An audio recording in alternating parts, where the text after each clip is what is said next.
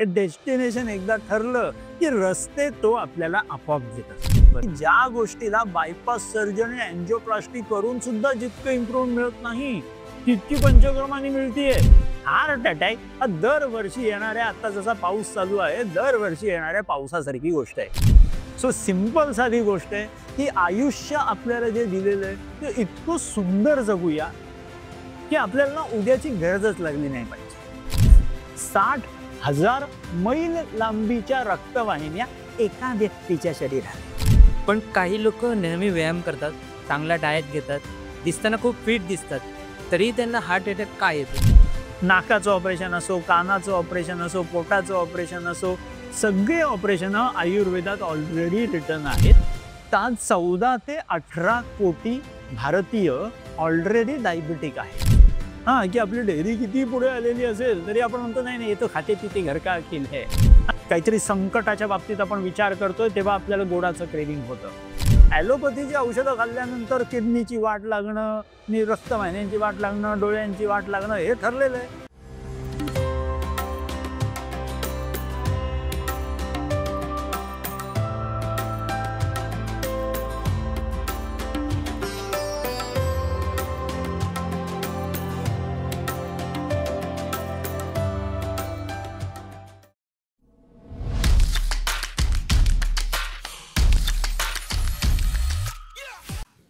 Sir, दिल से दिल तक या हार्दिक इव्हेंटमध्ये तुमचं हार्दिक स्वागत.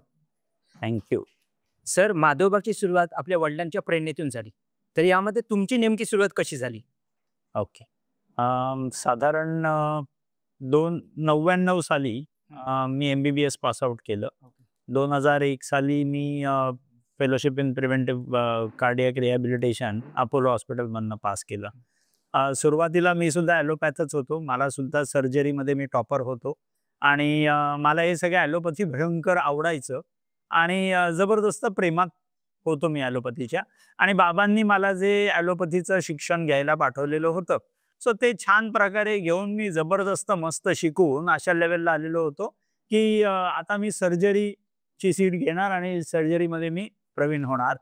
अशा हिशोबाने मी जेव्हा जायचं होतं तेव्हा बाबांनी मला फोन करून सांगितलं की तुला सर्जरी वगैरे काही करायचं नाहीये, तुला आयुर्वेद करायचं, ते सगळं सोडून तू परत ये. So that was a shock to me की अरे बापरे, हे उलटच कसं झालं आता.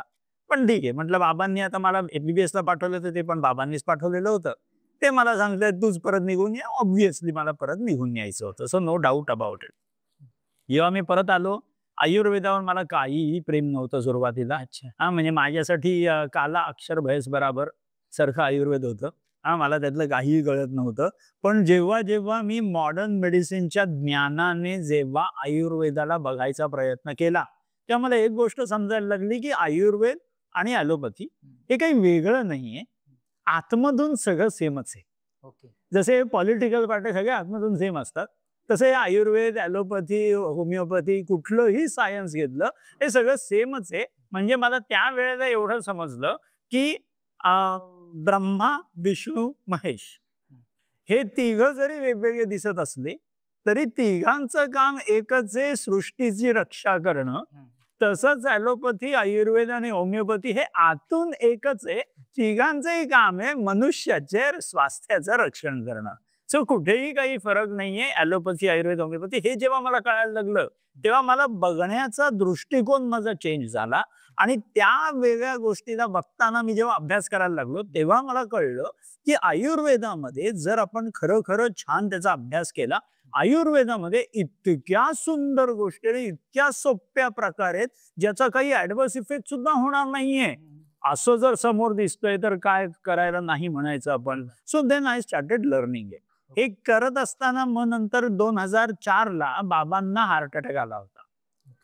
बाबांना जेव्हा हार्ट अटॅक आला तेव्हा बाबांना मी परत, माझा ॲलोपॅथीवर खूप जास्त प्रेम होतं तेव्हाच. सो मी बाबांना ॲलोपॅथीच्या ICU मध्ये ऍडमिट केलेलं होतं.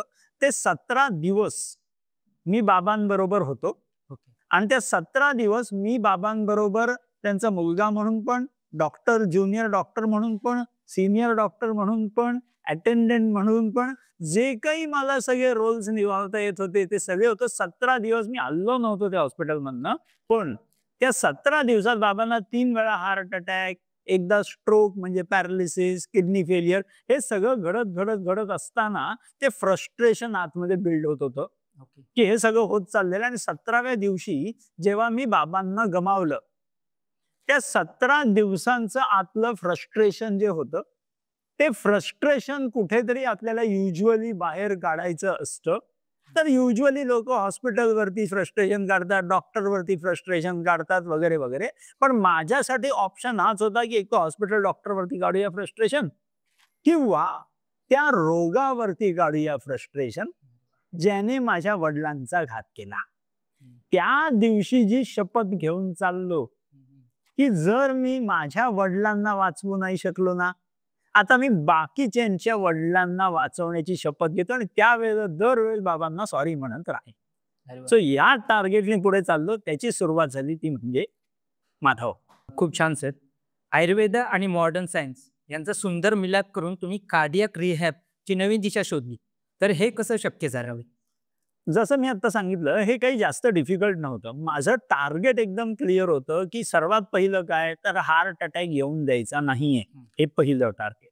दुसरं काय, हार्ट अटॅक कोणाला येऊन गेलेला असेल तर त्याचा हार्ट मला परत छान रिहॅबिलिटेट करून पॉवरफुल बनवायचंय, ज्याच्याने सगळी कामं आपण छान प्रकारे करू शकू. हे दुसरं टार्गेट.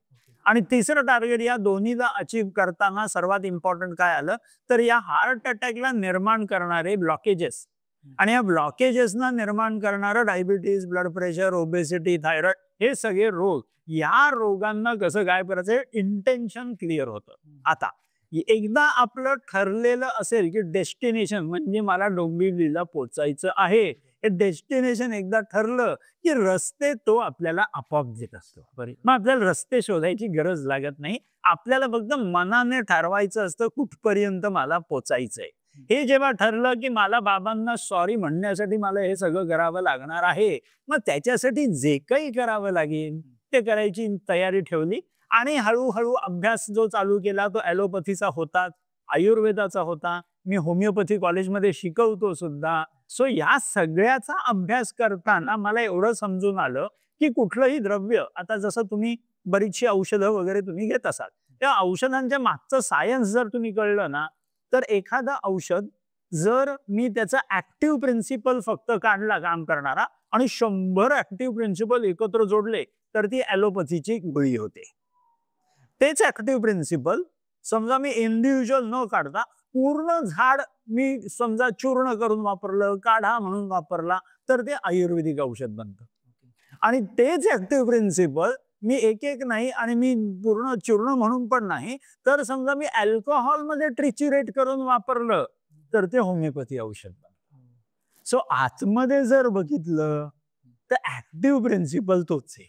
ओके. सो ते काही वेगवेगळं नाहीये. हे जेव्हा कळलं तेव्हा मला पेशंटची चिकित्सा करणं हे खूप सोपं झालं.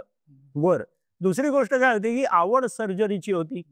काहीतरी मला एक्स्ट्रा इंटरव्हेन्शन करायची आवड होती. आणि त्यावेळेला वाचताना मला हे कळलं की पंचकर्म, म्हणजे ही साधारण 2001 ची गोष्ट. पंचकर्म म्हणजे काहीतरी छान असतं आयुर्वेदाचं, ते आपण करून बघायला हवं. मग ते आवड असल्या कारणाने काहीतरी कारस्थानं करायच्या ह्याच्याने जेव्हा पंचकर्म करून बघायला लागलो, तेव्हा पेशंट ऍक्च्युअली म्हणजे ज्या पेशंट्सना वरती जिने एक मजला चढायला मुश्किल व्हायचा, तिथे ते 3-3, 4-4 मजले चढायला लागले एवढे सिंपल पंचकर्म केल्याने. ते त्या गोष्टीने माझे डोळे उघडले की ज्या गोष्टीला बायपास सर्जरी, अँजिओप्लास्टी करून सुद्धा जितकं इम्प्रूव्हमेंट मिळत नाही, तितकी पंचकर्माने मिळतीये. मग तर माझे डोळेच तिथे उघडले. मग हळूहळू हळू जसं माझं प्रेम त्याच्यावरती येत गेलं, ज्ञान वाढत गेलं आणि एक लेवलला येऊन पोचल्यानंतर एक लेवलचं ज्ञान तिथे निर्माण झालं की आपण खोपोलीचं पहिलं सेंटर 2006 साली आपण सुरुवात केली. आणि ते माधवबागचं हॉस्पिटल आज सुद्धा पूर्ण आता 20-25 वर्ष त्याला आता हळूहळू होत चालली. कारण का ते हळूहळू जसं वाढत गेलं तसं डॉक्टर परवेज सारखे सगळे छान छान डॉक्टर आपल्याला जोडत गेले. माझं नशीब छान होतं की हळू मला ते सगळे जोडत गेले. आणि आज 350 क्लिनिकमध्ये आणि 4 हॉस्पिटलमध्ये आणि साधारण 70 अजून ओपीडीज मध्ये, या सगळ्या ह्याच्यातून मोर दॅन 400 to 500 डॉक्टर्स आज आपल्याबरोबर जोडलेले आहेत, जे हे मिशन पुढे नेतात आणि मला माझ्या वडिलांना सॉरी म्हणायला मला मदत करत आहे. खूप छान सर. सर, हार्ट अटॅक आणि कार्डियक अरेस्ट याच्यामध्ये काय फरक असतो? भरपूर जमीन आसमानाचा फरक आहे. म्हणजे आता फॉर एक्झाम्पल हार्ट अटॅक आणि कार्डियक अरेस्ट म्हणजे काय, की समजा एखाद्याची परीक्षा, म्हणजे आपण 10वी-12वीची जेव्हा परीक्षा आपण बघत असतो, तेव्हा ती 10वी-12वीची परीक्षा किंवा समजा आपली 12वीची परीक्षा, कुठल्याही ग्रॅज्युएशनची परीक्षा, ही परीक्षा म्हणजे हार्ट अटॅक. कुठलीही परीक्षा, माझं हृदय एका परीक्षेतून जातंय, ते 6 तासांचा खेळ म्हणजे हार्ट अटॅक. आणि त्या हार्ट अटॅक मधनं मी पास होणार का फेल होणार, याच्यातून ठरतं मी कार्डियक अरेस्ट मध्ये जाणार का नाही जाणार. आता त्याच्यात सुद्धा टप्पा जरा बघायचा म्हटला तर परीक्षा म्हणजे हार्ट अटॅक. या परीक्षेत हार्ट अटॅक आणि कार्डियक अरेस्ट याच्यामध्ये अजून एक स्टेशन लागतं, आणि ते स्टेशन म्हणजे कार्डियक फेलियर. म्हणजे मी परीक्षेला बसलो, परीक्षा मला छान गेली नाही आणि छान न गेल्या कारणाने मी परीक्षेत नापास झालो, तर माझ्यावरती घरचे सगळे लोक जे ओरडाओरडा करायला लागतील ते ओरडाओरडा करायला लागेल. तो कार्डियक फेलियर म्हणजे माझ्या हृदयाला ती परीक्षा झेपली नाही, तर तो हृदय फेल व्हायला लागतो. आणि फेल होताना सुद्धा बऱ्याच घटना घडू शकतात, की कोणतरी छान टीचर येईल आणि त्या मुलाला परत शिकवेल, कोणतरी छान शाळेतून त्याला ग्रेस मार्क्स मिळतील आणि तो परत पास होण्याच्या मार्गाला लागेल. सो हे कार्डियक फेलियर. आणि या कार्डियक फेलियर मध्ये कोणी मदतीला आलं नाही, तर हा हार्ट फेल होत होत होत होत हार्ट बंद पडतो, तो म्हणजे cardiac arrest. So heart attack, each heart attack cardiac arrest मध्ये कन्वर्ट झालाच पाहिजे अशी काहीही गरज नाही. आता आपण सध्या जे हार्ट अटॅकला व्यर्थ घाबरत असतो, त्या हार्ट अटॅकला काहीही घाबरायची गरज नसते. हार्ट अटॅक हा दरवर्षी येणाऱ्या, आता जसा पाऊस चालू आहे, दरवर्षी येणाऱ्या पावसासारखी गोष्ट आहे ना. हार्ट अटॅक हा दरवर्षी होणाऱ्या परीक्षेसारखी गोष्ट आहे. युनिव्हर्सिटी, तिकडे जी बसलेली युनिव्हर्सिटी आहे आणि तो व्हाईस चान्सलर आहे युनिव्हर्सिटीचा, त्या युनिव्हर्सिटीचं काम आहे विद्यार्थ्याची परीक्षा घेत राहणं. म्हणजे युनिव्हर्सिटीचं काम आहे आपल्याला हार्ट अटॅक देत राहणं. युनिव्हर्सिटी बऱ्याच वेळेस तारखा डिक्लेअर करेल, युनिव्हर्सिटी कधी कधी तारखा डिक्लेअर करणार नाही, एकदम डायरेक्ट त्याची कधी ते आपोआप मध्येच अचानक परीक्षा सुद्धा घेऊन टाकेल. पण युनिव्हर्सिटीचं काम आहे विद्यार्थ्याची परीक्षा घेणं. विद्यार्थ्याचं काम आहे रोजच्या रोज नियमित व्यायामाचा अभ्यास करत राहणं. जर विद्यार्थ्याने जर रोजच्या रोज नियमित व्यायामाचा अभ्यास केला नसेल, तर विद्यार्थ्याला सदैव भीती राहते, आज परीक्षा आहे का उद्या. जर विद्यार्थ्याने रोजच्या रोज एकदम मस्त व्यायामाचा अभ्यास केलेला असेल, तर रोज हार्ट अटॅक आला तरी विद्यार्थ्याला आणि त्या हृदयाला काहीही फरक पडत नसतो. सो बऱ्याच वेळेस आपल्याला हार्ट अटॅकची जी भीती असते, ही भीती खरं खरं बेबुनियाद आहे.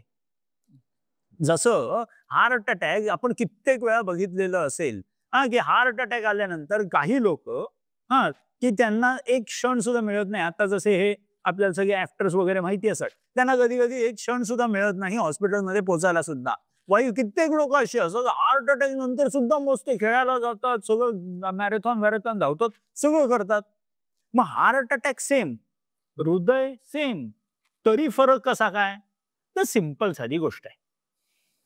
गोष्ट काय आहे, तर माझ्या हृदयात किती ताकद आहे, हार्ट अटॅकला झेलण्याची ताकद माझ्या हृदयात आहे की नाही, हा प्रश्न. जर माझ्या हृदयात जबरदस्त ताकद मी ऑलरेडी बनवून ठेवलेली आहे, काहीही फरक पडत नाही त्या हार्ट अटॅकचा. जसं हे इंडिया पाकिस्तानचं जे आता आपण झालेलं युद्ध बघितलं, आपल्याला भीती का नव्हती? आपल्याला माहिती आहे इंडियाची जबरदस्त ताकद आहे, आपल्याला चिंटू पिंटू गोष्टींना घाबरायची गरज नाही. तसंच जर रोजच्या रोज व्यायाम नियमित केलेला असेल, तर तुम्ही तुमच्या हृदयाला इतकं पॉवरफुल बनवून टाकता की त्या हार्ट अटॅकचा त्या हृदयाला काडी मात्र भीती राहत नाही. सो कार्डियक अरेस्ट आणि हार्ट अटॅक या दोघांमध्ये पहिलं तर कधीच कन्फ्यूज करू नये. कारण का कार्डियक अरेस्ट म्हणजे काय, त्यांनी ज्या मिनिटाला आपल्याला परत बोलवलेलं आहे त्या मिनिटाला जावं लागणार. हा, सो नेहमी लक्षात घ्यायला हवं की as a doctor, as a any healthy person on the universe, आपल्याला काय समजून घ्यायला हवं की दोन वेगवेगळे डिपार्टमेंट आहेत. एक डिपार्टमेंट काय आहे तर क्वालिटी ऑफ लाईफ. की माझं आयुष्य कसं असेल ते क्वालिटी ऑफ लाईफचं एक डिपार्टमेंट, आणि दुसरं डिपार्टमेंट आहे क्वांटिटी ऑफ लाईफ, की माझं आयुष्य किती असेल. डॉक्टरचं काम पहिल्या डिपार्टमेंटमध्ये आहे की आम्ही क्वालिटी सुंदर करून देऊ शकतो. क्वांटिटीचा हेड ऑफ द डिपार्टमेंट तिकडे बसलेला आहे. त्याच्या जर डिपार्टमेंटमध्ये नाक खुपसायचा आम्ही प्रयत्न केला तर तो 2 लगावून खालती पाठवतो. सो सिंपल साधी गोष्ट आहे की आयुष्य आपल्याला जे दिलेलं आहे ते इतकं सुंदर जगूया की आपल्याला उद्याची गरजच लागली नाही पाहिजे. बऱ्याच वेळेस आज आपण वाया घालवतो उद्या कसा असेल हे विचार करण्यात. त्याच्याने आजही जातो मी उद्याही जातो. So as a friend I will tell you की कार्डियक अरेस्ट आणि हार्ट अटॅक हे दोन ऍक्च्युअली वेगवेगळे आहेतच, पण आपण भीतीही जी ठेवलेली असते या दोन गोष्टींची, कृपा करून ती भीती ठेवू नका. त्याच्याने काहीही हासिल होणार नाही.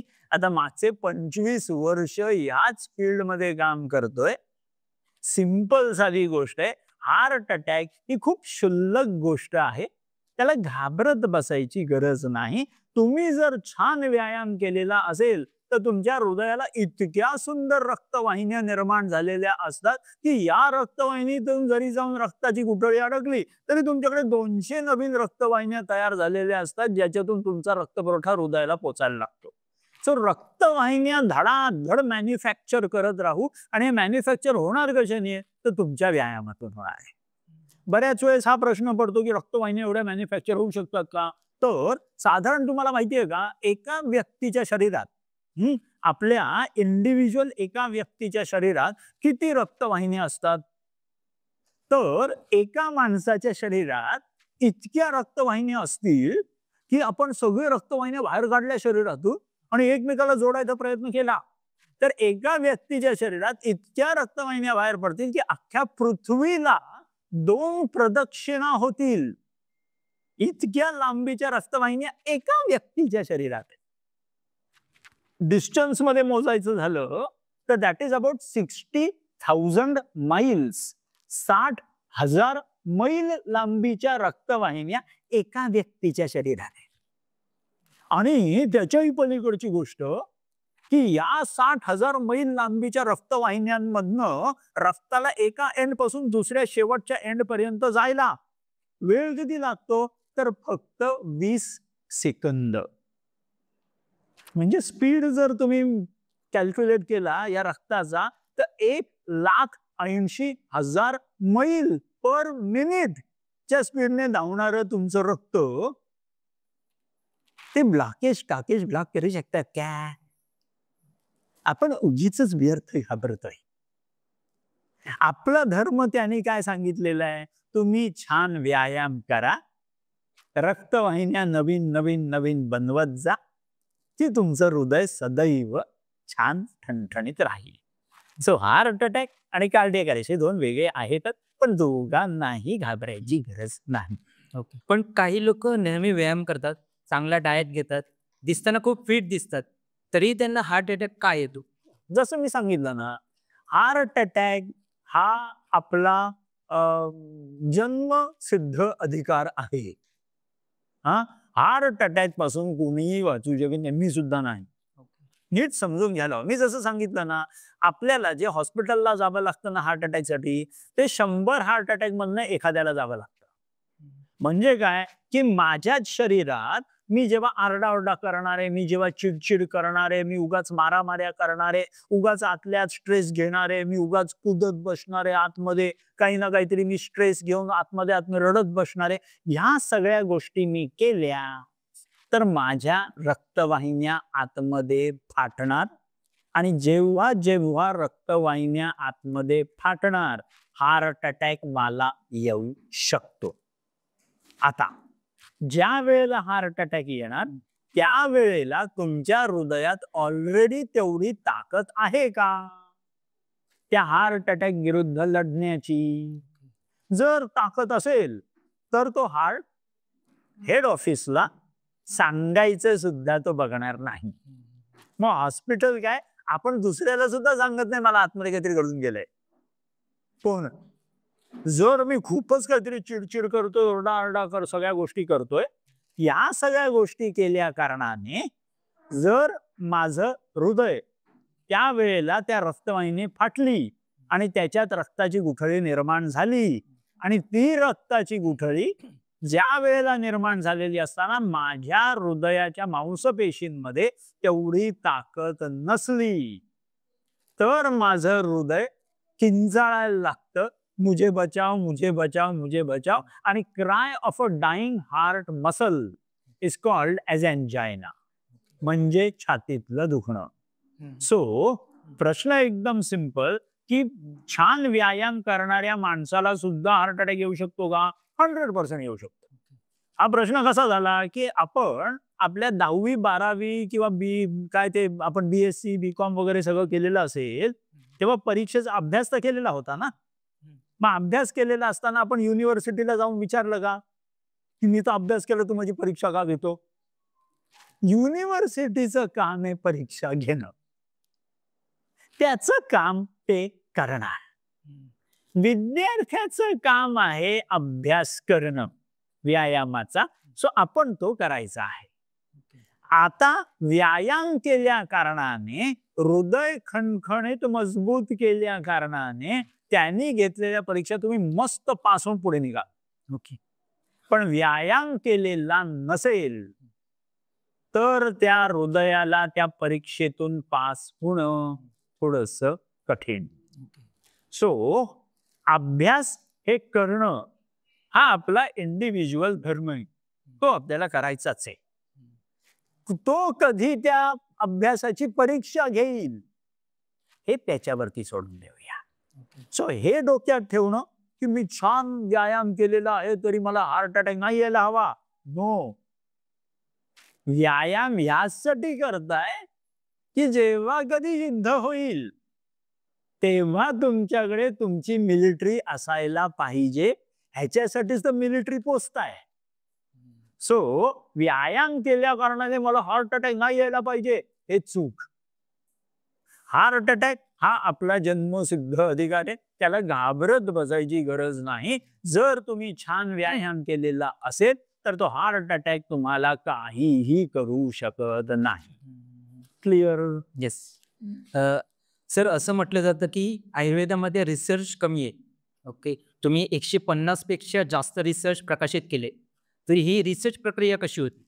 काय होतं, बऱ्याच वेळेस ना, म्हणजे मी जेव्हा आयुर्वेद मला जेव्हा आवडायचा नाही तेव्हा मी बराच वेळेस हा स्वतःला प्रश्न विचारायचा प्रयत्न केलेला होता, की मला का बरं आयुर्वेद आवडत नाही, किंवा जगात सुद्धा आज बाहेर जर आयुर्वेदाच्या बाबतीत जर विचारलं तर थोडस लोकांच्या डोक्यात काहीतरी शंका असते की खरं खरं हे काम होईल की नाही वगैरे वगैरे. पण सेम ॲलोपॅथीच्या बाबतीत जर प्रश्न विचारला तो हा प्रश्न नसतो. का? कारण का ॲलोपॅथीने बरेचसे रिसर्च पेपर पब्लिश करून स्वतःला तसं प्रस्थापित केलेलं आहे की आम्ही रिसर्च ओरिएंटेड आहोत, आम्ही एव्हिडन्स बेस्ड आहोत. कारण का आजचं जग जे आहे ते सगळं एव्हिडन्स बेस्ड आहे. बाप दाखवा नाही तर श्राद्ध करा, हे सिंपल आहे जगाचं सध्याचं. तर या काळात जर आयुर्वेद मागे राहिलेला होता त्याच्या मागचं कारणच हे होतं की मधल्या साधारण 100-200 वर्षात जेव्हा ब्रिटिशांचा काळ चाललेला होता त्यावेळेला आयुर्वेदाचं एवढं खच्चीकरण केलं गेलेलं होतं की कधी त्या आयुर्वेदाला इम्पॉर्टन्स मिळालाच नाही. त्याच्यानंतर त्या आयुर्वेदाला परत ताकदवर यायला साधारण 40-50 मधले वर्ष गेली. त्याच्यानंतर जो मधला ड्रॉप झाला त्याच्यामुळे आयुर्वेदाचं नाव हळूहळू हळूहळू कमी व्हायला लागलेलं होतं. पण आता ते आमचं उत्तरदायित्व आहे की त्या आयुर्वेदाला परत त्याची ताकद आणून देणे आणि जगाला दाखवून देणे की तोच आयुर्वेद आहे. जे ब्रिटिश काळाच्या अगोदर ॲलोपॅथी कधी आलेलं आहे माहिती आहे का आपल्याला? ॲलोपॅथी साधारण 1750-1780च्या काळात आलेलं आहे ॲलोपॅथीचं पहिलं. आणि खरं ॲलोपॅथीचा उगम कधी झालाय ते 1902-1905च्या ह्याच्यात उगम व्हायला लागलेला होता. सो जर आपण बघितलं तर 1700च्या अगोदर म्हणजे शिवाजी महाराजांच्या काळात तेव्हा तर ॲलोपॅथी नव्हतं. मग तेव्हा कसं चालायचं? त्याच्याबद्दल एवढी युद्ध व्हायची, तेव्हा कसं चालायचं? तर तेव्हा सगळं आयुर्वेदातूनच चालायचं. सो जेव्हा कुठलाही हार्ट अटॅक असो, नाकाची सर्जरी असो, किंवा जसं आता Ganpati it's a classical example of restoration of face. तुम्ही जर सुश्रुत म्हणून जर तुम्हाला माहिती असेल, सुश्रुत आज सुद्धा आमच्या ॲलोपॅथीच्या सर्जरी डिपार्टमेंटमध्ये देवाचा फोटो असतो तो कुठला असतो? तर सुश्रुतचा फोटो असतो. सुश्रुत कोण? तर आयुर्वेदातला सर्वात मोठा सर्जन. आता ही जी आपण प्लास्टिक सर्जरी किंवा आपण फेसची काय ते आपण सिरियल मध्ये बघतो, इसका चेहरा ऐसा था उसका वैसा हो गया वगैरे प्लास्टिक सर्जरी करून चेहरे चेंज करणं, हे सगळं जे आहे ते सगळं आयुर्वेदाचं ज्ञान आहे. नाकाचं ऑपरेशन असो, कानाचं ऑपरेशन असो, पोटाचं ऑपरेशन असो, सगळे ऑपरेशन आयुर्वेदात ऑलरेडी रिटर्न आहेत. ॲलोपॅथीने फक्त ते घेऊन मॉडर्नाइज केलेलं आहे, म्हणून त्याला मॉडर्न मेडिसिन म्हटलं. सो आयुर्वेदाला परत ताकद आणण्यासाठी आजच्या जगासाठी मला ते करणं भाग होतं. कारण का नॉर्मली आपल्याला कधीही कुठल्याही गोष्टीची गरज लागली तर आपण पहिलं काय करतो? तर फोन काढतो आणि गुगलवरती सर्च करतो. गुगलवरती सर्च केल्यानंतर सगळंच्या सगळं पहिलं आपल्याला ॲलोपॅथीच दिसतं, मॉडर्न सायन्सच दिसतं. का? कारण का आमच्यासारख्या लोकांची चूक होती की आम्ही छान पेशंटना बरं केल्यानंतर त्यांच्या गोष्टी आम्ही पब्लिश केलेल्या नव्हत्या, ज्या ॲलोपॅथीने पब्लिश केल्या होत्या. बरोबर. म्हणून तुम्ही सर्च केल्यावर ॲलोपॅथीच दिसतं. आता जेव्हा तुम्ही सगळं छान झाल्यानंतर, हे सगळे पॉडकास्ट सगळं आल्यानंतर जेव्हा जगाला कळेल की आयुर्वेदामध्ये सुद्धा जबरदस्त ताकद आहे आणि ते आपलं भारतीय शास्त्र आहे, तर त्या आयुर्वेदाला परत त्याचं वलय मिळू शकते. सर, माधवबागच्या माध्यमातून आतापर्यंत 10 लाखांपेक्षा जास्त हृदयविकारग्रस्त रुग्णांना मदत झाली. तर याचा सक्सेस मंत्र काय आहे? सक्सेस मंत्र डॉक्टर परवेज सारखे डॉक्टर, त्याच्याशिवाय दुसरं कुठलंही सक्सेस नाही. कारण का ना, एकटा रोहित साने काहीही करू शकत नाही. सक्सेस मिळण्यासाठी नेहमी गरज लागते ती परवेज सारख्या डॉक्टरांची आणि तुमच्यासारख्या छान मित्रांची. तुम्ही जेव्हा येऊन आम्हावरती विश्वास ठेवता आणि डॉक्टर परवेज सारख्या सगळ्यांवरती तुम्ही प्रेम ठेवता, त्या प्रेमातूनच हा सक्सेस निर्माण होतो. एकटा इंडिव्हिज्युअल जगात काहीही चेंज करू शकत नाही. आम्हाला गरज लागते तुमची. कारण का हे सगळं जे घडलेलं आहे हे मागचे 20 वर्ष डॉक्टर परवेज असतील, बरेच असे डॉक्टर 350, 400, 450 डॉक्टर्स की जे रोज तुमच्या सारख्या पेशंट्सना ते सारखे दिवसरात्र सर्व्हिसेस देत असतात. कित्येक वेळा तर त्यांना रात्रीचं झोपायला सुद्धा मिळत नाही. सो अशा सगळ्या गोष्टीतून जेव्हा पुढे जातात, मी चेहरा माझा असल्या कारणाने चेहरा माझा दिसतो, पण खरी जी काही मेहनत आहे ती डॉक्टर परवेज सारखे सगळ्या डॉक्टरांची मेहनत आहे, ज्याच्यामुळे हा आजचा सक्सेस दिसतो. बाकी काहीही मंत्र नाही. मला एकच गोष्ट दिसलेली आहे की जर मला माझ्या पेशंट्सना खुश ठेवायचंय तर मला माझ्या डॉक्टरांना खुश ठेवायचंय. माझे डॉक्टर खुश असले तर माझ्या पेशंट्सना खुश ठेवते. हेच सिंपल मंत्र. ओके. सर, डायबिटीस असेल, उच्च रक्तदाब किंवा लठ्ठपणा अशी आजार आयुर्वेदाच्या माध्यमातून रिव्हर्स होऊ शकतात का? 100%. आजचा जो दिवस होता, आज आषाढी एकादशी, आजच आपण हे ठेवलेलं होतं. दर 3 महिन्यानंतर आपण करत असतो की दर 3 महिन्याला साधारण 2000 पेशंट, इच 3 महिन्याला 2000 पेशंट्स सगळ्या आपल्या क्लिनिक्समध्ये 2000 पेशंट्सचे त्यांनी डिसीज रिव्हर्स केले. अशा त्यांना आपण गोल्ड मेडल देऊन फेलिसिटेट करत असतो. हा, की असे सगळे रुग्ण जे कधी ना कधीतरी हजारो गोळ्या खायचे, इंजेक्शन घ्यायचे, ते इन्सुलिनचे, ब्लड प्रेशरच्या गोळ्या खायचे, हार्ट डिसीजच्या ते रक्त पातळ करायची गोळी काय, स्टॅटिन काय, कोलेस्ट्रॉल कमी करायचे, असे हजारो गोळ्या घ्यायचे. आणि आता आपण दर जे 3 महिन्याला आपण फेलिसिटेट करतो, ते अशी लोक असतात ज्यांचे सगळे रिपोर्ट नॉर्मल आले, ज्यांचे सगळे त्रास गायब झाले आणि ज्यांचे सगळ्या गोळ्या बंद करून सुद्धा त्यांनी आज ठणठणीत आहे हे परीक्षेतून पास करून गेले. अशा लोकांचं दर 3 महिन्याला 2-2 हजार लोकांचं फेलिसिटेशन असतं. सगळ्या क्लिनिकमध्ये आपण त्यांना गोल्ड मेडल देत असतो की तुम्ही हे करून दाखवलं, हे सिद्ध करून दाखवलं, ही त्यांची जीत आहे.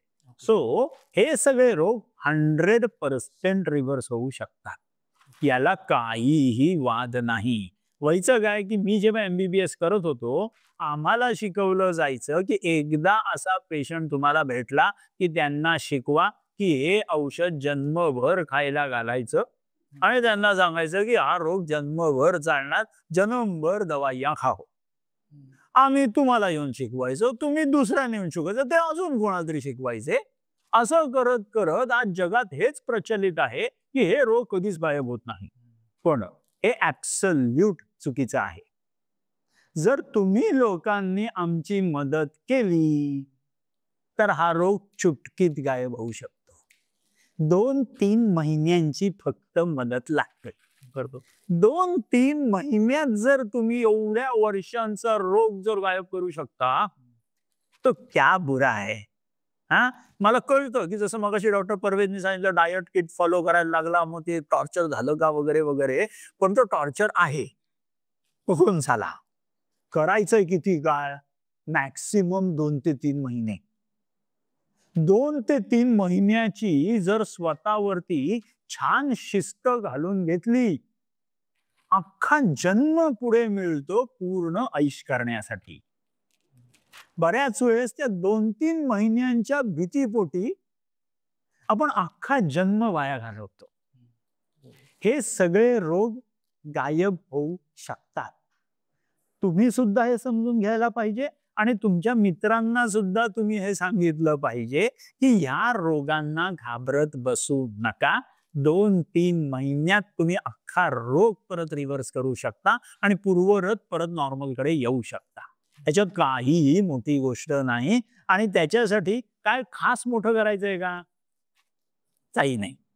2-3 फक्त रस्ते आपल्याला त्या 3 महिन्यात आपल्याला छान घ्यायचे.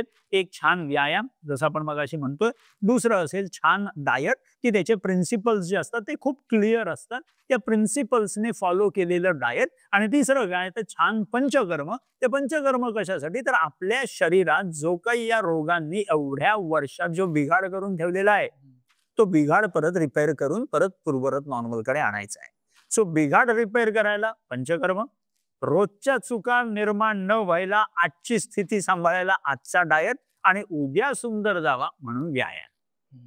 या तिन्हीचं जेव्हा कॉम्बिनेशन येतं तुम्ही 100% जिंकणार. याच्यात काहीच वाद नाही.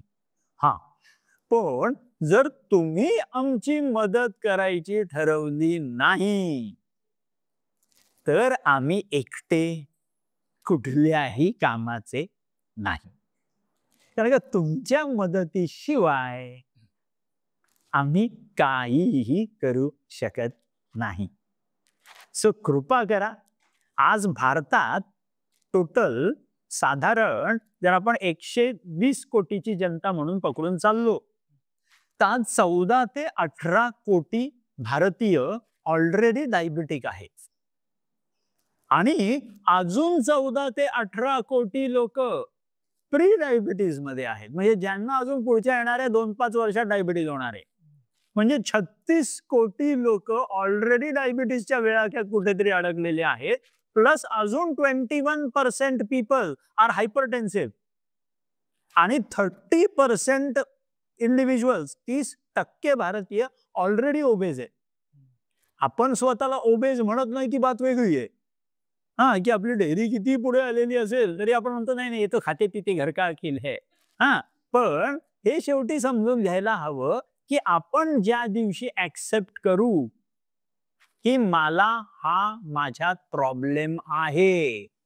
ज्या दिवशी हे ऍक्सेप्ट करू त्या दिवशी तुम्ही सुधारायला सुरुवात होते. प्रॉब्लेम हा असतो की ना आपण ना आपले रिलेटिव्ह आपल्याला सुधरून देतात.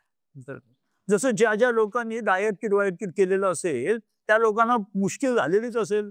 हा, कुठेतरी लग्नाला गेले, कुठेतरी काहीतरी समारंभाला गेले की अहो घ्या हो चहा, नाही घेत असं कसं होईल, मग आमच्यासाठी घ्या, मग 2 कपच घ्या, मग ह्याच्याने काय होतंय, करत करत ते किती कप होऊन जातात हेच कळत नाही. बरोबर. सो ह्या रोगांना जर गायब करायचं असेल तर मेजर कंट्रोल लागतो फक्त जिभेवर, दोन्ही प्रकारे, जे आत जाणारे ते आणि जे बाहेर जाणारे ते. म्हणजे काय, आत जाणारं अन्न आणि बाहेर जाणारे शब्द. कारण का डायबिटीज होण्यामागे किंवा ब्लड प्रेशर वाढण्यामागे सर्वात इम्पॉर्टंट कारण असतं टेन्शन, स्ट्रेस, ते विकृत मन. आणि ते मन आपण प्रस्थापित करत असतो, मन आपण दाखवत असतो आपल्या शब्दांमधनं. सो अन्न जे आतमध्ये जाणार आहे त्याच्यावर पण कंट्रोल ठेवूया आणि शब्द जे बाहेर जाणार आहेत त्याच्यावर पण कंट्रोल ठेवूया. दर वेळेला मला समोरून कुत्रा भुंकतोय म्हणजे मी पण त्याच्यावर भुंकायला पाहिजे, काही गरज नाही. बऱ्याच वेळेस कुत्रा भुंकत असताना आपण निघून जात असतो. हा, कुत्ता भौंकते रहता है, हाथी अपनी चाल चलते रहता है. हा, जर हे प्रिन्सिपल फॉलो केला तर बाहेर निघणाऱ्या शब्दांवरती कंट्रोल आणला तर मन स्वच्छ राहतं, छान राहतं. मन स्वच्छ आणि छान राहिलं, टेन्शन मध्ये राहिला नाहीत तर आतमध्ये जी काही गोडाची क्रेविंग निर्माण होणार आहे, की बऱ्याच वेळेस तुम्ही बघितलं असेल जेव्हा परीक्षा असते, मुलांची असेल तर आई जास्त स्ट्रेस असते, मुलं तर मस्त एन्जॉय करत असतात, पण अशा केसेस मध्येच गोडांचं क्रेविंग येतं. काहीतरी संकटाच्या बाबतीत आपण विचार करतोय तेव्हा आपल्याला गोडाचं क्रेविंग होतं. हे का? कारण का मन स्वस्थ नव्हतं म्हणून. मनाला छान ठेवूया की शब्द निघणारे पण छान राहतील आणि आतमध्ये जाणारा आहार सुद्धा छान राहिला तर हे रोग, डायबिटीज असो, ब्लड प्रेशर असो, ओबेसिटी असो, हार्ट डिसीज असो, ब्लॉकेजेस असो, सगळेच्या सगळे रोग आपण मस्त कंट्रोलमध्ये आणून रिव्हर्स करू शकतो. सर, आपल्या देशामध्ये आयुर्वेदाला फर्स्ट लाईन ऑफ ट्रीटमेंट बनण्यासाठी कोणत्या अडचणी आहेत? सर्वात मोठी अडचण मला जी दिसते की आयुर्वेद हा 1700, मगाशी मी जसं सांगितलं 1700 सालाच्या पूर्वी आयुर्वेद हा फर्स्ट लाईन आहे, आयुर्वेदाचं ओनली लाईन ऑफ ट्रीटमेंट. बरोबर. है की नाही? म्हणजे त्याच्याशिवाय दुसरं काही नव्हतंच जगात. पण आयुर्वेदाला परत प्रस्थापित करायचं असेल as a first line therapy तर एकच गोष्ट लागेल, ती म्हणजे अवेअरनेस. बरोबर. जेवढं आपण आयुर्वेदाच्या बाबतीत नॉलेज निर्माण करू, जेवढं आपण आयुर्वेदाच्या बाबतीत लोकांशी बोलायला सुरुवात करू, तेव्हा आपलं ते भारतीय शास्त्र भारतात सुद्धा आणि जगात सुद्धा प्रस्थापित होईल. कारण का आज जे आपण ॲलोपॅथी वापरतो ते ब्रिटिश निघून गेले, पण ब्रिटिशांनी त्यांचे हजारो गोष्टी आपल्याकडे सोडून गेले आणि त्यातलं एक म्हणजे ॲलोपॅथी. आज जी काही आपण ॲलोपॅथीची औषधं घेतो ही सगळेच्या सगळे बाहेरच्या कंपन्यांकडे त्यांचे पेटंट आहेत आणि सगळे पैसे त्यांच्याकडे जातात. जे काही भारताचा रेव्हेन्यू आपण जो इकडून आपण आपल्याला वाटतं आपण आपल्या दुकानात पैसे देतोय, पण जात आहेत खरं त्या देशांमध्ये आणि त्या देशांची करन्सी त्याच्यामुळे वाढतीये. जर आपण भारतीय शास्त्राला आपण प्राधान्य द्यायला सुरुवात केलं तर भारतातला योगा आहे किंवा तुम्ही कुठलाही प्राणायाम आहे, या छोट्या छोट्या गोष्टी जे फुकट तुम्ही करू शकता घरातल्या घरात. करायचंय काय? डिसिप्लिन. आपण काय शोधतोय? शॉर्टकट. एक गोळी खाऊन काम होतंय ना, काय को इतना मेहनत करणे का?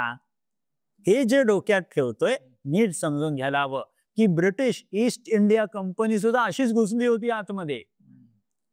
तेव्हाही महाराजांना असंच सांगितलेलं होतं सगळ्या की फक्त आम्ही तिथे राहणार, तुम्ही आम्हाला फक्त कर द्या. करत करत जेव्हा घुसणी सेम घडतंय त्या ॲलोपॅथी औषधांचं, आपण शॉर्टकट पकडायला जातो आणि एंडला किडनी फेलियर, हार्ट फेलियर हे झाल्यानंतर आपण डोक्याला हात लावून बसतो की अरे या औषधांनी एवढी वाट लावली आणि तेव्हा मागे फिरण्याचा रस्ता खूप कमी असतो. So always think about it. की जे योगासनं, प्राणायाम, आयुर्वेदिक औषधं, तुमच्या घरात हजारो गोष्टी असतात, दालचिनी, सुंठ, मिरी, पिंपळी, कारलं, वांगी, हे सगळे जे भाज्या किंवा हे सगळे मसाल्याचे पदार्थ, हे सगळे औषध आहे. त्या औषधांचा छान वापर आमच्या परवेज डॉक्टरांसारख्या डॉक्टरांकडून शिकून घ्या, की जन्मभरात तुम्हाला कधी डॉक्टरचा सुद्धा चेहरा बघायची गरज लागणार नाही. ही आयुर्वेदाची ताकद तुम्ही खरं आजमावायला हवी. ओके. सर, आपल्या one heart one world through Ayurveda या विजन मागे सामान्य माणूस कसं योगदान देऊ शकतो? खूप खूप इझिली देऊ शकतो. एकदम सिंपल लक्षात ठेवायचे की आपण एक माणूस, आपण अख्खं जग बदलू शकत नाही, पण एक माणूस जेव्हा कम्युनिटी बनवायला सुरुवात करतो तेव्हा तो अख्खं जग बदलून ठेवतो. म्हणजे गांधीजींनी, जेव्हा तुम्ही विचार करा, आजच्या वयात तरी आपल्याकडे मोबाईल फोन, टीव्ही, रेडिओ वगैरे वगैरे सगळं आहे. त्या काळात तर काही टेक्नॉलॉजी पण नव्हती, आणि ते नसताना सुद्धा अख्ख्या देशभरात त्यांनी जी क्रांती निर्माण केली, त्याच्या मागे एकच गोष्ट होती, ती म्हणजे आपली कम्युनिटी. कम्युनिटी म्हणजे सगळ्यांनी एकत्र येऊन ग्रुप होऊन आपण स्वतःचे विचार छान सुरुवात करणे, ही त्याच्या मागची गेम. तर जर आपल्याला ह्या मिशन पर्यंत पोहोचायचं असेल तर एक एक व्यक्तीने 3-3, 4-4 लोकांना जरी ट्रेन करायला सुरुवात केली, की तुम्ही तुमचा रोग आता रिव्हर्स केलेला आहे, तुम्ही स्वतः रिस्पॉन्सिबिलिटी घ्या. आधी माझं घराणं छान करेन, माझ्या घराण्यात जितकी पण लोक या रोगाने वेधलेली आहेत त्या सगळ्या घराण्याला स्वच्छ करून टाकेन, हे पहिलं टार्गेट घ्या. घराणं झाल्यानंतर आपली कॉलनी छान करू, आणि कॉलनी झाल्यानंतर आपलं पूर्ण प्रदेश छान करू. एक एक व्यक्तीने फक्त मेसेज हा पुढे द्यायला सुरुवात केली, आपोआप आपण जिंकायला सुरुवात करतो. कारण का रोगांना मुक्त आपल्याला स्वतःला करायचंय, त्या रोगातून मुक्त. काहीही मोठी गोष्ट करायची नाहीये, स्वतःला फक्त डिसिप्लिन करायचंय. डिसिप्लिन शिकूया, काम सोपं होत जाईल. ओके. सर, मालदोबाग डोंबिवली MIDC क्लिनिक आणि तिथे रुग्णसेवा देणारे आपले डॉक्टर परवेज चिखलकर सर, यांच्याबद्दल काय सांगा? अरे, म्हणजे मी डॉक्टर परवेजला 2007-8 कधी आपण भेटलो असू, पहिल्यांदा 10. सो 2010 पासून मी बघतोय, म्हणजे तो असाच दिसतोय जन्मभर. म्हणजे त्याच्यात बिलकुल काही चेंज झालेलं नाही. सो ही म्हणजे कदाचित डॉक्टर परवेज काहीतरी औषध लपून बिपून खात असतील, ज्याच्याने त्यांचं वय वाढत नाहीये. सो सुंदर. पण if at all you ask top 10 doctors of Madhavbaug, त्याच्यात परवेज, डॉक्टर परवेजचं नाव 100% येतं. अरे वा वा. सो म्हणजे आतापर्यंत डॉक्टर परवेजचं डेडिकेशन, एका पेशंटच्या मागे जी मेहनत टाकणारा व्यक्ती जर बघितला तर परवेज माझ्या लिस्टमध्ये 100% वरच्या लेवलला राहणार. कारण का आजपर्यंत मी बघितलेले की त्यांच्या क्लिनिकला जर एखादा पेशंट जॉईन झाला तर तो रोग रिव्हर्स झाल्याशिवाय तेही त्या पेशंटला सोडत नाही. कदाचित रोग त्यांना आता घाबरायला लागलेले असतील. So I would always salute doctor Parvez for this, की एवढं छान डेडिकेशन देणं. कारण काय, ईच व्यक्तीला, जरी ते डॉक्टर असले तरी शेवटी मनुष्य आहेत, त्या मनुष्याला स्वतःचे काही ना काहीतरी प्रॉब्लेम्स असतातच. पण ते कुठलेही पर्सनल प्रॉब्लेम्स कुठेही जोडून न घेता पेशंटसाठी त्यांनी स्वतःचा वेळ एवढा दिलेला असतो, ते नॉर्मल मनुष्याला जमत नसतं. So once we should clap for doctor Parvez. Parvez sir, आता आपण एक रॅपिड फायर राऊंड घेऊ. आयुर्वेदाचं एका शब्दात वर्णन करायचं झालं तर काय कराल? लॉंग लाईफ देणारी एकच गोष्ट, आणि ती लॉंग हेल्दी लाईफ देणारी एकच गोष्ट म्हणजे आयुर्वेद. ओके. एक फ्रूट जे हृदयरोग यांनी आवर्जून खावे? फ्रूट डाळिंब. डाळिंबामध्ये म्हणजे अनार, डाळिंबामध्ये विटॅमिन सी पण असतो, डाळिंबामध्ये अँथोसायनिन्स पण असतात. डाळिंब तुमच्या हिमोग्लोबिनला वाढवायला मदत करतं. डाळिंब तुमची ब्लड शुगर कमी करतं. डाळिंबाची साल तुमचे केस काळे करू शकतं.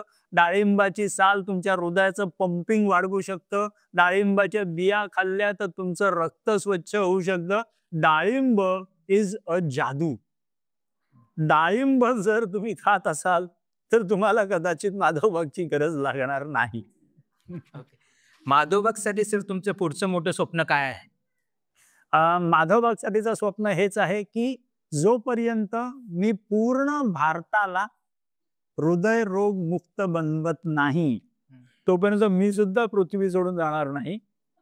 आणि माधवबागमध्ये डॉक्टर परवेज सारख्या डॉक्टरांना मी सदैव ते ज्ञान देत राहीन ज्याच्याने ते लोकांपर्यंत पोहोचवून मॅक्सिमम होईल. सो 100 ते 120 कोटी जनता हृदयरोग मुक्त होणे हे माधवबागचं स्वप्न. सर एक वैद्यकीय गैरसमज जो तुम्हाला खटकतो. आयुर्वेदाला काम करायला बराच वेळ लागतो. हे खूप मोठा गैरसमज असतो. आणि उलट मी असं म्हणेन, मी एक एक्झाम्पल नेहमी द्यायचा प्रयत्न करत असतो की समजा फॉर एक्झाम्पल कोणीतरी समजा कुठेतरी खालती बाहेर समजा कोणतरी चक्कर येऊन पडलं. चक्कर येऊन पडलं, त्याची साखर लो झालेली आहे समजा, आणि तो चक्कर येऊन पडला माणूस. त्याला पहिलं खायला काय देतो आपण? साखर. साखर सिंपल. आणि साखर दिल्यानंतर तो माणूस 2-1 मिनिटात परत उठून उभा राहतो, मस्त टकाटक होऊन सगळं कामाला लागतो. राईट. म्हणजे साखर दिल्याने तो माणूस 2 मिनिटात बरा झाला. मग आता साखर ही आयुर्वेदिक आहे का ॲलोपॅथिक आहे? नॅचरल आहे की नाही? मग साखर जर आयुर्वेदिक आहे, आयुर्वेदात तो 2 मिनिटात पिठर उभा राहिला ना. मग याचा अर्थ Ayurveda acts faster than allopathy. As well तुम्ही आता ज्यांनी तुमचे रोग रिव्हर्स केलेले असतील, तेवढी वर्ष कंटिन्युअस औषधं खात होतो, तो कुठे रिव्हर्स झाला रोग? तुम्ही 2-3 महिन्यात रोग रिव्हर्स करून टाकला. मग ayurvedic is much more stronger than allopathy. Faster तर आहेच, स्ट्रॉंगर पण आहे. वर ॲलोपॅथीची औषधं खाल्ल्यानंतर किडनीची वाट लागणं, रक्तवाहिन्यांची वाट लागणं, डोळ्यांची वाट लागणं हे ठरलेलं आहे. पण आयुर्वेदिक केल्याने तुमची ही वाट लागलेली परत रिव्हर्स होणं हे ठरलेलं आहे. So Ayurveda is faster, stronger and safer also. So हे जे लोकांच्या डोक्यात जे काही ॲलोपॅथी डॉक्टरांनी टाकून दिलेली बीज होतं कि आयुर्वेद मत करो, उसको बहुत टाइम लगता है काम करने के लिए, हे सर्वात मोठं असलेलं सगळ्यांच्या मनातला गैरसमज आहे. तो सगळ्यांनी काढून टाकायला हवा. आणि तुम्ही जे रोज जेवता, तुम्ही जे वरण भात पोळी भाजी सगळं जे काही जेवताय, हे जेवण सुद्धा आयुर्वेदिकच आहे. तुम्ही त्याला जेवण म्हणताय, ग्रंथांमध्ये तर ते आयुर्वेदिक सगळ्याचे मोल सांगून ठेवलेलं आहे. सो आयुर्वेदासारखी सुंदर गोष्ट कुठेच नाही. आणि आय एम प्राऊड की आयुर्वेद हा भारतीय शास्त्र आहे. वी आर टू लकी की आपल्याकडे फुकटात आपलं शास्त्र जेवून ठेवलेलं आहे. आपल्याला फक्त थोडस त्याच्या बाबतीत प्रेम मनात ठेवायला हवं. 1 सेकंदाचं प्रेम ठेवलं की ते प्रेम आपोआप वाढत जातं. कारण का प्रेम हे कोविड सारखं कंटेजियस आहे, ते पसरत जातं. सो मी जर एकावर प्रेम केलं तर ते प्रेम पसरत पसरत पसरत सगळ्यांवरती पसरत जातं. आणि हेच आयुर्वेदावरचं प्रेम जर आपण पसरवत गेलो तर भारताला कधी ॲलोपॅथीच्या एका गोळीची सुद्धा गरज लागणार नाही. अरे वा. सर तुमच्या दृष्टीने परफेक्ट हेल्थ म्हणजे काय? मला ना म्हणजे मला बरीच लोक विचारतात हे परफेक्ट हेल्थ म्हणजे. माझ्या अनुसार परफेक्ट हेल्थ म्हणजे कुठल्याही प्रॉब्लेमॅटिक सिच्युएशन मध्ये, जसं लहानपणी परीक्षेची भीती वाटते, मोठ्यापणी बॉसची भीती वाटते, म्हातारपणी बायकोची भीती वाटते, या सगळ्या भीतींमधनं सुद्धा मन छान आपण स्वस्थ ठेवणं आणि चंचल न होणं, डिसिजन घेताना मला एकदम कॉन्फिडेंट वाटणं आणि डिसिजन घेतल्यानंतर सुद्धा मनात आतमधून मस्त हर्षित वाटणं, हे म्हणजे स्वास्थ्य असण्याचं लक्षण. शरीर कोणाकोणाचे हात निकामी असतात, कोणाकोणाचे पाय निकामी असतात, हजारो व्यंग असू शकतात शरीरात.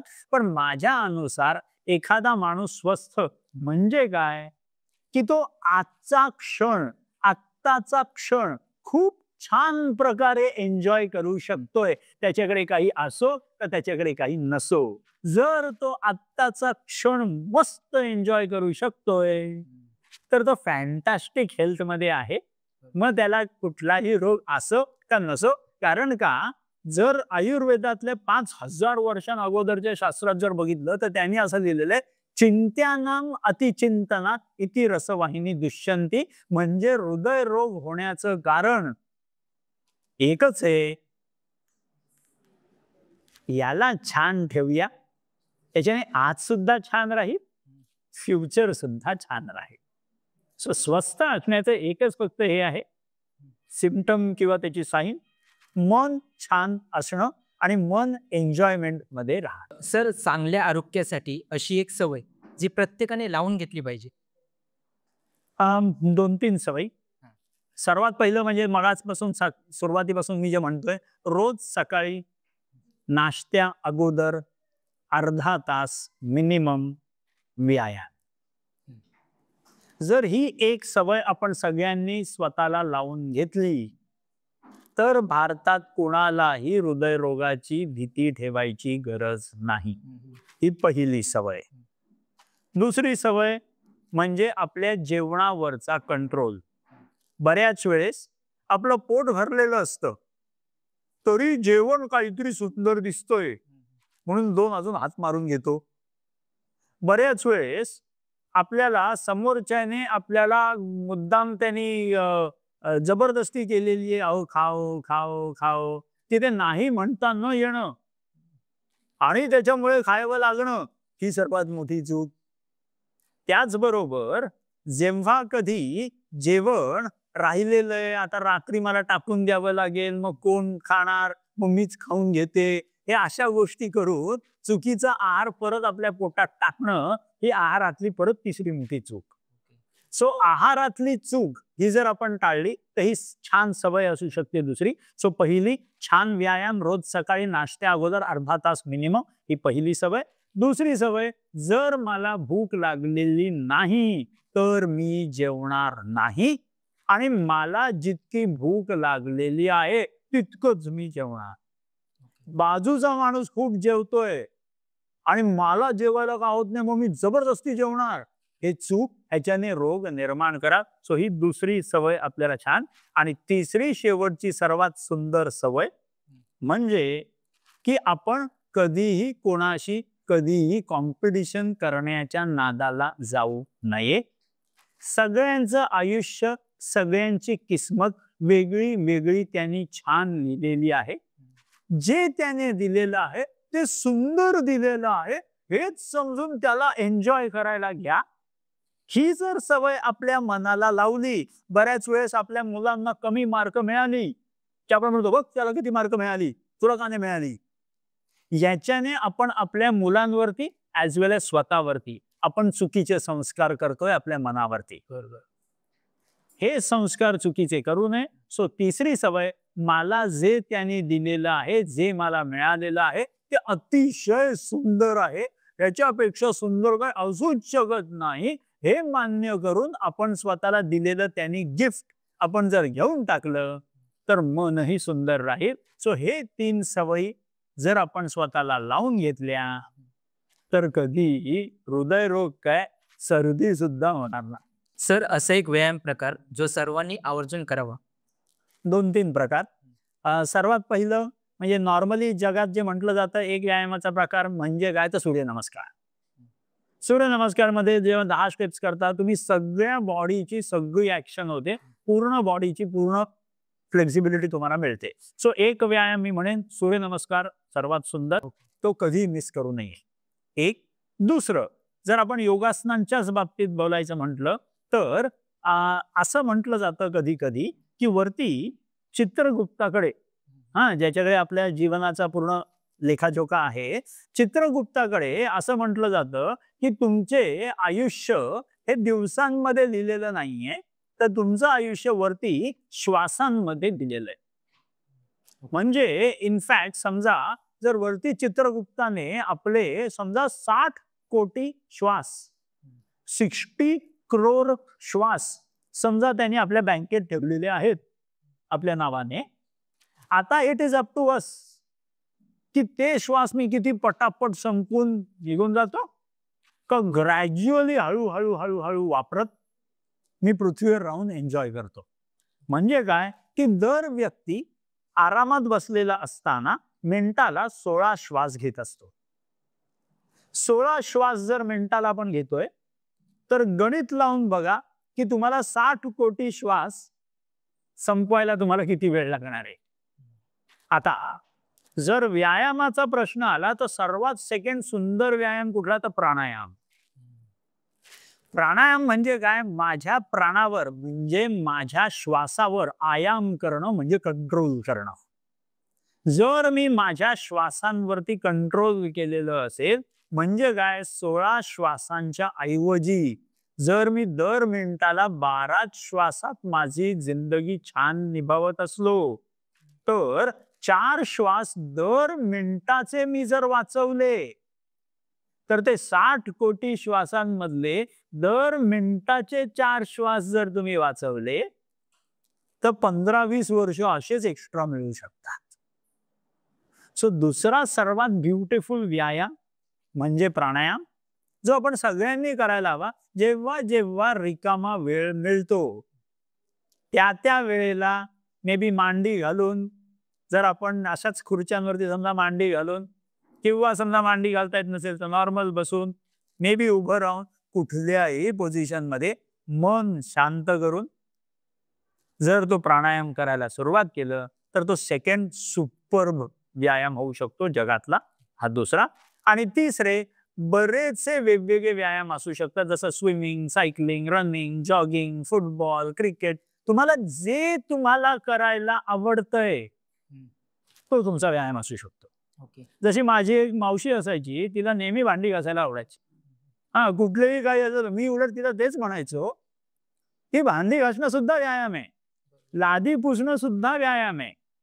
सो हे जर करायची मला सवय असेल तर जुन्या लोकांमध्ये तुम्ही बघू शकता त्या लोकांमध्ये रोग खूप कमी असायचे.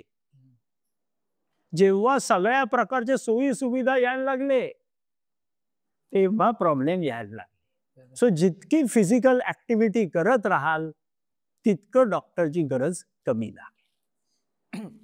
सर आता आपण काही प्रश्न प्रेक्षकांकडून घेणार आहोत. ओके, कोणाला काही प्रश्न विचारायचे असतील ते विचारू शकता. स्वतः योग अध्यापक आहे. अरे वा. पण जेव्हा क्लिनिकमध्ये पहिल्यांदा गेलो तेव्हा मला खूप वेगळं वाटलं. मला सगळी माझी ती दिनचर्या आणि सरांना सांगितली बरोबर सांगितलं त्यांनी सांगितलं सर तुम्ही 70% बरोबर आहात पण 30% थोडंसं आपल्याला काही वेळी सिरियल बाकीचं पंचकर्म करून करायचं आहे. तर सगळ्यात महत्त्वाचं पहिली गोष्ट मला खूप आनंद या गोष्टीला आला की अनेक वर्षापासून मी स्वतः चहा सोडूच शकत नव्हतो. पण सरांनी सांगितल्यानंतर त्या दिवशीपासून ठरवलं की आता उद्यापासून चहा घ्यायचा नाही. जेव्हा ते डायस नाही चालू केला तेव्हा मी चहा सोडला. सुपर. दुसरी अत्यंत महत्वाची गोष्ट आपल्या क्लिनिकचे सर तर आहेत पण बाकीचे सर्व स्टाफ इतके कोऑपरेटिव्ह आहे सर. असं बघितलं जातं ज्यांना लोणची खूप आवडतात, ठेचा खूप आवडतो, खूप जास्त तिखट जार खायला आवडतं, चहा गरम गरम प्यायला आवडतो आणि तो गरम हात पण लावता न येणारा चहा एकदम धाड दिवशी आपण गिळून टाकतो. हे अशी जी लोक असतात यांना जास्तीत जास्त बीपीचा त्रास दिसून येत असतो. या सवयी जर आपण नॉर्मल करून टाकल्या तर बीपी गायब होतो. दुसरा प्रश्न काही व्यायाम व प्राणायाम मधुमेहासाठी उपयुक्त असतात पण उच्च रक्तदाब असल्याने करू नये असं सांगतात. तर याची सांगड कशी घालावी त्याच्यामुळे दोन्ही नियंत्रण होते. सांगतो. उच्च रक्तदाब म्हणजे माझं ब्लड प्रेशर आत्ता जर वाढलेलं असेल, आता वाढलेल्याचं डेफिनेशन समजून गेलं. तुमचं वय किती असेल आता? 61. सो तुमच्यासाठी नॉर्मल बीपी म्हणजे कसं तर तुमचं वय प्लस 100 हे तुमचं नॉर्मल बीपी. जर 161च्या वरती जर तुमचा बीपी गेलेला असेल 170 180 त्यावेळेला तुम्ही व्यायाम करू नका, प्राणायाम करू नका. पण असंही म्हटलं जातं की भ्रामरी नावाचा प्राणायाम जो असतो तो भ्रामरी प्राणायाम आपल्या शरीरात आतमध्ये जेव्हा आपण करायला येतो तेव्हा आपल्या शरीरात नायट्रेट्स निर्माण होतात आणि त्या नायट्रेट्सचा धर्म असतो बीपी डाऊन करणे. सो बीपी उतरवण्यासाठी आपण भ्रामरी प्राणायामाचा वापर करू शकतो. पण जर बीपी माझा अननेसेसरी वाढतोय म्हणजे there is something wrong going on, कारण का बीपी हा तुमच्या शरीराचा रखवालदार आहे. जर तुमच्या घराच्या बाहेर बसलेला वॉचमॅन जर किंचाळतोय तर ह्याचा अर्थ बाहेर चोर आलेला आहे. मग डोळे बंद करून घरात बसू नका. सो जर तुमचं बीपी युजली 161च्या कमी आहे, रोज करा प्राणायाम, काही प्रॉब्लेम नाही. युरिक ऍसिड कशामुळे वाढतं? बस सांगतो. युरिक ऍसिड म्हणजे काय, तर माझ्या शरीरात जेव्हा जेव्हा पचन संस्था चुकणार त्यावेळेला युरिक ऍसिड वाढणार.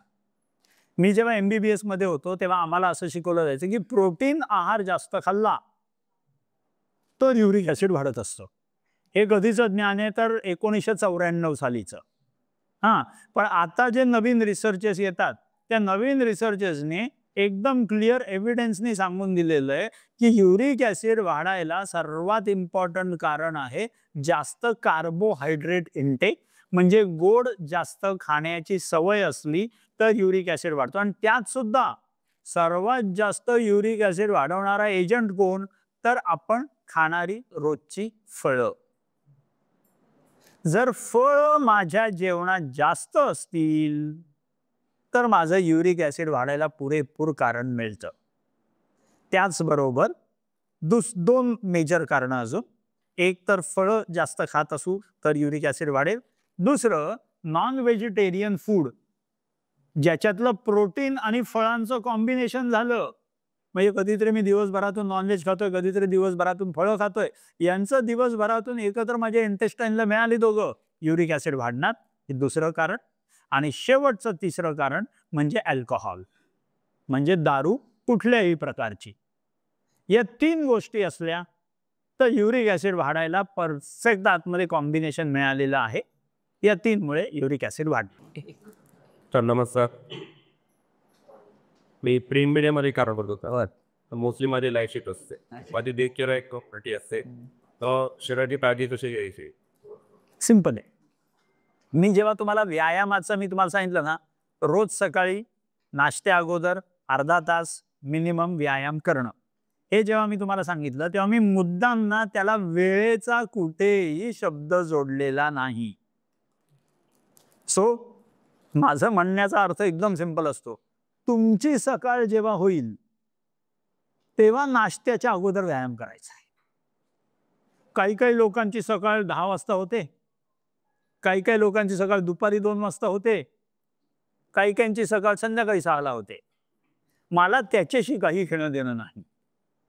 माझं सांगण्याचं तात्पर्य एवढं की जेव्हा जेव्हा तुमची सकाळ होईल नाश्त्याच्या अगोदर अर्ध्या तासाचा व्यायाम व्हायला हवा. तेवढंच सिंपल करायला घ्या. तुमची बॉडी तुमच्या या सगळ्या तुमच्या दिनचर्याला अलाइन होईल. व्यायाम शरीर समजतं, कारण का व्यायाम करून झाला आणि त्याच्यानंतर तुम्ही खाल्लं की तुमचा स्ट्रेस हार्मोन बाहेर येतो, जो शरीरात पूर्ण एनर्जी देणारे कामं करायला. तो स्ट्रेस हार्मोन कामाला यायच्या अगोदर जर तुम्ही नाश्ता केलेला असेल किंवा नाश्ता केल्याच्या अगोदर जर व्यायाम केलेला असेल, तुमचं काम झालं. Body will align yourself for this whole दिनचर्या. सो तुमची सकाळ जर तुमचं रात्रीची शिफ्ट आहे आणि समजा सकाळी 6 वाजता घरी येत आहे, तुम्ही झोपताय, सकाळी समजा 10-11 वाजता उठताय परत, तर 11 वाजता उठल्या पहिला नाश्ता देऊ नका. पहिला व्यायाम केल्याशिवाय तुम्ही खाणं द्यायचं नाही. तेवढं केलं काम होऊया. अजून एक की रात्री जास्त पाणी पिऊ, नाईट शिफ्ट आपण ते म्हटलं आहे, दिवसा पाणी प्यायचं जास्त आणि रात्री कमी पाणी प्यायचं असं. म्हणजे माझ्या अनुसार पाणी कधी प्यायचं असतं, तर ज्या वेळेला तुम्हाला शरीर सांगेल की मला तहान लागलेली आहे, जेव्हा सांगेल आणि जितकी सांगेल तेव्हाच आणि तितकंच पाणी प्यावं. तुम्ही उलट्या दिशेने कॅल्क्युलेट करायला जाऊ नका की मी दिवसात इतके लिटर पाणी प्यायला हवं, मग इतकं कमी प्यायलंय मी इतकं टाकतो. ती काय मोरी नाहीये धुवून टाकायला. म्हणून तुम्ही क्लिअर लक्षात घ्या की तुम्हाला पाणी पाहिजे की नाही हे तुमचं शरीर सांगणार आहे. जर तुम्हाला रात्री समजा तुम्ही कामात आहात आणि समजा हीट असेल भरपूर आणि सगळं एकदम उष्णता असेल ना, त्याच्यामुळे जर तुम्हाला तहान लागत असेल, you should drink water. But समजा एकदम छान आहे, आजची रात्र एकदम मस्त आहे, आरामात आहे, आपल्याला तहान लागलेली नाहीये, घ्यायची गरज नाही. सो तुमचं शरीर सांगेल, शरीराचं ऐका, तुमचा प्रॉब्लेम संपतो. सर मला असं विचारायचं आहे, मी माधोबाची ट्रीटमेंट घेतल्यानंतर माझी शुगर नॉर्मल झाली, पण थोड्या दिवसानंतर पुन्हा ते चेंजेस होत असतात, तर ते न होण्यासाठी चालणं हा व्यायाम योग्य आहे की दुसरे व्यायाम? नाही, 2-3 प्रिन्सिपल समजून घेऊया की कसं आहे ना, चोरांना मी घराच्या बाहेर हकलून दिलं, त्याच्यानंतर तो चोर नेहमी प्रयत्न करणारे परत घरात घुसण्याचा. सो हे नेहमी डोक्यात ठेवायचं, आपल्या घराचे कुलूप किल्ल्या मस्त सुरक्षित ठेवायला हव्या. सो याचे प्रिन्सिपल्स असतात, सिंपल प्रिन्सिपल्स काय, तर सर्वात पहिलं आपल्याला जेवणात आपण काय वापरणार असतो, तर चपाती भाजी आपण वापरणार असतो, भात वरण आपण वापरणार असतो. जर आपल्याला चपाती खायची असेल, आफ्टर डायबिटीज रिव्हर्सल, तुमचा डायट किट वगैरे झाला, तुम्ही जिंकलात, त्याच्यानंतर तुम्ही काय करायचं आहे, चपाती जी काही खायची आहे, तुम्ही गव्हाची जितकी टाळाल तितकं बरं. ज्वारी, बाजरी, नाचणी, सोयाबीन, राजगिरा, बेसन, जव, डाळींची पिठं, ओट्स, किनवा, कुछ भी चलेगा. गव्हाला जितकं टाळू शकता तितकं टाळा. पण समजा कुठलीही प्रकारची तुम्हाला चपाती खायची असेल, त्या चपातीचं पीठ जे तुम्ही तुमच्या चपाती बनवायला वापराल, तुमच्या स्वतःच्या चपातीसाठी, it should not go beyond 40 grams at a time. हे पहिला प्रिन्सिपल. 40 ग्रामच्या वरती पीठ वापरायचं नाही तुमच्या. मध्ये 40 ग्राम मध्ये 40 चपात्या बनवा, मुझे कुछ लेना देना नाही. हा, पण टोटल तुमच्या जेवणाला 40 ग्रामची चपाती. एक. दुसरा प्रिन्सिपल काय लक्षात ठेवायचा, भात आपल्याला सगळ्यांना खायला आवडतो. भात जर खायचा असेल तर जे काही तांदूळ घ्याल तुम्ही तुमचा भात लावायला, एका व्यक्तीचा भात लावायचा, 30 ग्राम पेक्षा जास्त तांदूळ वापरायचा नाही ॲट अ टाइम. हे दुसरं प्रिन्सिपल. समजा आता तो भात आपण जो वापरतोय, त्या भाताचं पहिलं जेव्हा तुम्ही पाणी टाकून थोडंसं उकळा, त्याच्यावरती सफेद सगळं येतं, ते सफेद उचलून स्टार्च असतो तो त्याच्यात तुम्ही काढून टाकला की त्या भातातली साखर तुम्ही काढून टाकली. आता तो भात शिजवताना समजा ओपन युटेन्सिल मध्ये शिजवला तर अजून सोप्पा, त्याच्यातला अजून कार्बोहायड्रेट निघून जाईल. पण त्याच्याहून वरती अजून ते भात शिजवताना त्याच्यात भाज्या टाकल्या तर त्या भातातली साखर अजून गायब होऊन जाईल. So this would be second for भात. तिसरा प्रिन्सिपल काय लक्षात ठेवायचा, की मी एकाच वेळेला आज दुपारी भात पण खातोय आणि चपाती पण खातोय, नो. एका वेळेला एकच कुठलं तरी सिलेक्ट करा. आज मी दुपारी भात खाईन तर संध्याकाळी चपाती खाईन, दुपारी चपाती खाईन तर संध्याकाळी भात खाईन, दोन्ही एकत्र करू नका. Third principle. फोर्थ, शेवटचा प्रिन्सिपल, एका दिवसभरातून माझ्या पोटात साधारण 1 ते 1 किलो भाजी पोटात जायला हवी. ये न के न प्रकारेनं तुम्हाला काय कुठल्या प्रकाराने ती भाजी आत, सॅलड म्हणून खा, नाही तर भाजी बनवून खा, ज्यूस बनवून प्या, कुछ भी करो, 1 ते 1 किलो भाजी पोटात जायला हवी. हे 4 प्रिन्सिपल फॉलो करा, अलॉंग विथ 2 मोर प्रिन्सिपल्स. की साखर म्हणजे कोण, तर साखर स्वतः, गूळ, मध, शुगर फ्रीची गोळी, ऊसाचा रस, खजूर आणि मनुके, हे सगळं म्हणजे साखर. बाहेर काढा. आणि दुसरं दूध आणि दुधाचे मगाचे आपले सांगितलेले प्रकार बाहेर काढा. बाकी तुमच्याकडे जेवायला सगळं आहे, पोळी भाजी वरण भात चिकन मटन मासे अंडी सगळं खा, काही प्रॉब्लेम नाही. या प्रिन्सिपल्स मध्ये बसा, जन्मभर तुम्हाला परत माधव भक्ती गरज लागणार नाही. Okay okay. सरांना धन्यवाद, त्यांच्यामुळे माझी शुगर रिव्हर्स झाली आहे. अरे वा. पण होतं काय की मी जेव्हा सकाळी शुगर चेक करतो तेव्हा ती 120-130 असते, जेवल्यानंतर ती कमी असते. म्हणजे उपासना मी जेव्हा पण चेक केली तेव्हा ती आहे असते. अगदी त्याच्यानंतर मी कॉफी घेतली तरी की नंबर असते. असं काय होतं? काय होतं, जेव्हा तुम्ही कुठलीही गोष्ट आतमध्ये टाकणार, तुमच्या शरीरात इमिजिएटली इन्सुलिन प्रोड्यूस होतं. इन्सुलिन प्रोड्यूस झालं की त्या इन्सुलिनचा धर्म आहे, जे तुम्ही आतमध्ये टाकलेले ते उचलून घेऊन जा आणि त्याची एनर्जी बनवणे. म्हणून तुम्ही लगेच साखर बघितली त्याच्यानंतर 1-1.5-2 तासात तर तुम्हाला खालती गेलेली दिसणार. का? कारण का सकाळची जेव्हा तुम्ही साखर बघताय ती सकाळची 120-130 साखर नॉर्मल आहे. ही काय वाढलेली नाहीये. So this is in normal limits. Now जेवल्यानंतर का कमी येतं, कारण का आता तुमची इन्सुलिन बनवण्याची तुमच्या पॅन्क्रियासची ताकद जोरदार झालेली आहे, म्हणून it can even digest sweet things now. म्हणून तुम्ही आतमध्ये टाकलं की तो उचलून घेऊन जातो आणि त्याची एनर्जी बनवून वापरून टाकतो. सो हॅव्हिंग सेड दिस, त्याचा अर्थ असा नाही की आपण आता जोरदार गोड खायला सुरुवात करूया. हां, त्याचा अर्थ असा की देवाने आता तुमचा ॲसेट, तुमची बिल्डिंग तुम्हाला परत बनवून दिलेली आहे. आता त्या बिल्डिंगला सुरक्षित ठेवा. त्याच्यात नको त्यांना भाडेकरू आणू नका. हां, नाहीतर चरबी नावाचा माणूस जर भाडेकरू येऊन बसला तर तो अख्खं घर स्वतःच्या नावावर करून जातो.